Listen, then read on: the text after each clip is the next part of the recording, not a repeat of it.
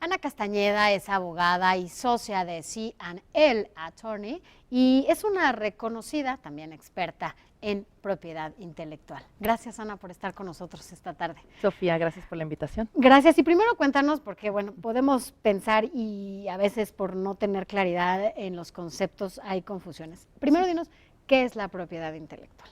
Bueno, mira, la propiedad intelectual se puede considerar como una parte, una rama del derecho, en donde se protegen básicamente lo que es la propiedad intelectual, que viene siendo los derechos de autor, el copyright, y lo que es la propiedad industrial. La propiedad industrial viene siendo lo que son las marcas, las patentes, los modelos de utilidad.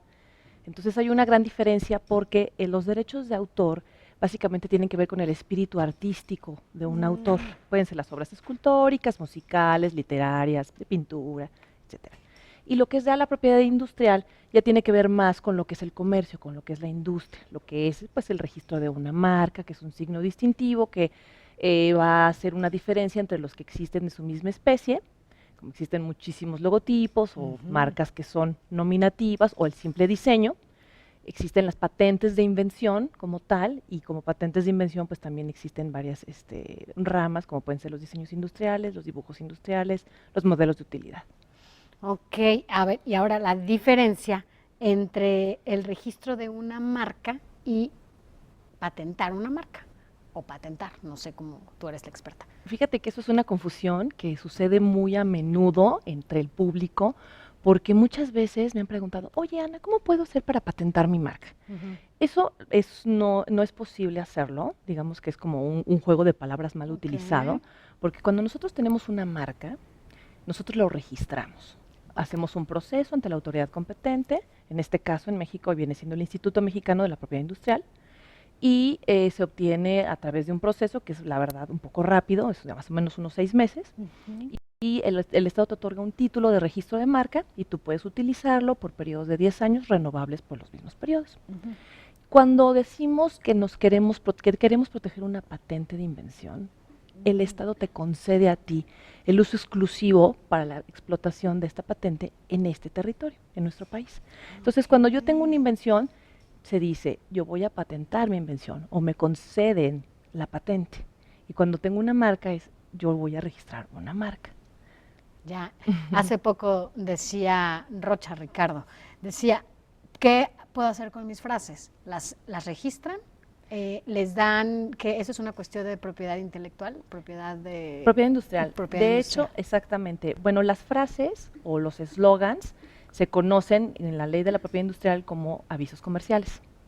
Entonces, estas son frases que normalmente anteceden a un registro de marca, a un logotipo, van jugando con esta imagen y enuncian lo que es la naturaleza o el género de lo que es el registro de marca. Claro. Ahora, ¿por qué es importante patentar o registrar una marca? Es muy importante, Sofía, porque en primer lugar no es un gasto. Un derecho de propiedad intelectual es parte del patrimonio de la persona, ya sea del autor, del inventor, del comerciante, del industrial. Entonces, es importante hacernos proteger estos derechos, en primer lugar, para que no estén vulnerables, para que cualquier tercero pueda hacer mal uso de ellos. En segundo lugar, específicamente hablando de los derechos de propiedad industrial, esto es las marcas y las patentes, porque conllevan una explotación, un uso exclusivo, que a su vez conlleva una ganancia hacia su inventor, hacia su propietario. Entonces sí es importante registrarlo porque forma parte de tu patrimonio y porque en determinado momento se puede licenciar, se puede grabar, existe una remuneración que al final del día no solamente se queda en el comercio, sino que también es parte de, como te decía, del patrimonio del dueño, del propietario. Claro, y que además puede ser heredar, ¿no? También se pueden heredar, por supuesto. Tú heredas tu patente. Exactamente. Y hablando de patentes, por ejemplo, las marcas extranjeras o algunos nombres internacionales llegan a México. ¿Hay patentes internacionales? ¿Cómo se manejan? Mira, no existe propiamente lo que es una patente internacional.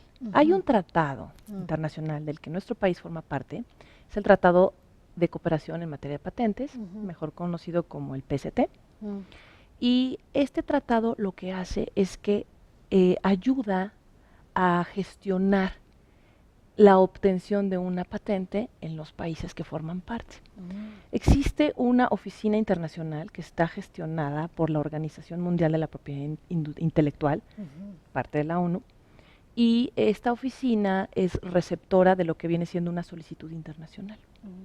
Yo ingreso una solicitud internacional, en mi petitorio pongo todos mis datos, anexo la descripción de mi invención, mis reivindicaciones, mi resumen, mis dibujos que acompañan a lo que es la invención, y lo que hace la oficina es que hace un examen de forma, hace una búsqueda internacional, etcétera, y posteriormente pasa a una fase nacional, que es cuando el titular de esa patente puede decir: yo quiero designar a Estados Unidos, quiero designar a México, Sudáfrica, Australia, Corea, etcétera. Entonces esa patente ya se vuelve en un ramillete de patentes nacionales.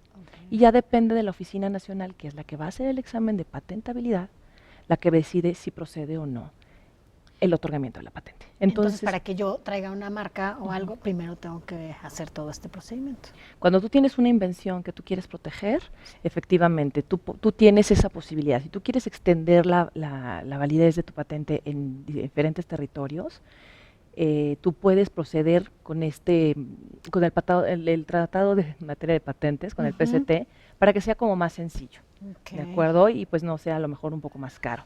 Pero sí, la validez de estas patentes sí se circunscribe solamente a los territorios a los que fue protegido. Es decir, que hablando de esta inversión que se puede hacer para patentar o registrar una marca, es como invertir en tu propio negocio a largo plazo. Así y además para que pues por lo menos nadie más quiera pasarse de listo, ¿no? Al menos con tus derechos o con lo que tú hayas inventado, creado y demás, ¿no? Por supuesto, Sofi, porque independientemente de que, por ejemplo, una marca esté registrada, una marca siempre va a tener esa naturaleza simplemente por el hecho de estar en el comercio, por el simple hecho de estar posicionada, porque a lo mejor ya tuvo cierta inversión en la publicidad, ya la gente la reconoce, ya hubo a lo mejor cierto branding, etcétera. Entonces, precisamente para que no quede tan vulnerable, es que se protege y se registra esa marca a nombre del titular. ¿Dónde te pueden buscar si alguien quiere saber más de este tema o quiere patentar algo, registrar? ¿Cuál es tu página? Mi página es www.clatorneys.com. El teléfono de mi oficina es 5659-4020 o 5659-5078. Muchas gracias, Ana. Gracias por haber estado con nosotros. Y bueno, pues los supercívicos en favor, entre otras cosas, ya los verá, ya los conocerá, de los ciclistas de la Ciudad de México, y Frank Sinatra con New York, New York, después de una pausa.